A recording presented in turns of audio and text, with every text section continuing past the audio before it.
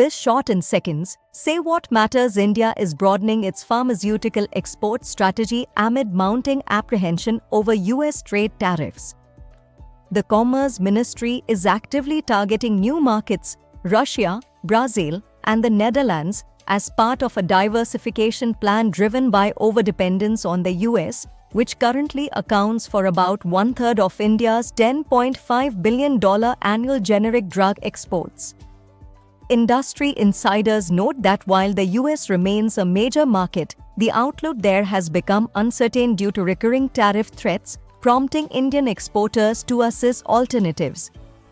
Russia, Brazil, and the Netherlands present attractive opportunities with robust demand, favorable regulations, and existing trade infrastructure.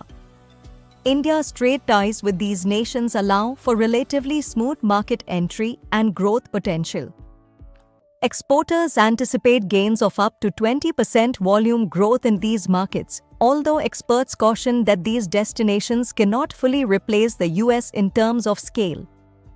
India plans to leverage the upcoming International Pharmaceutical Exhibition in New Delhi to address regulatory hurdles and forge deeper partnerships.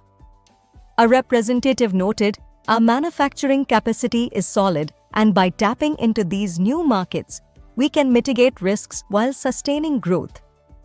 This recalibration is part of a broader strategy to reduce economic reliance on any single market and expand India's global pharmaceutical reach.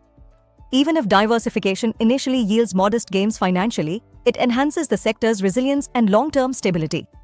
In end, exporting to new regions is viewed as a tactical move to sustain momentum amid global trade uncertainties.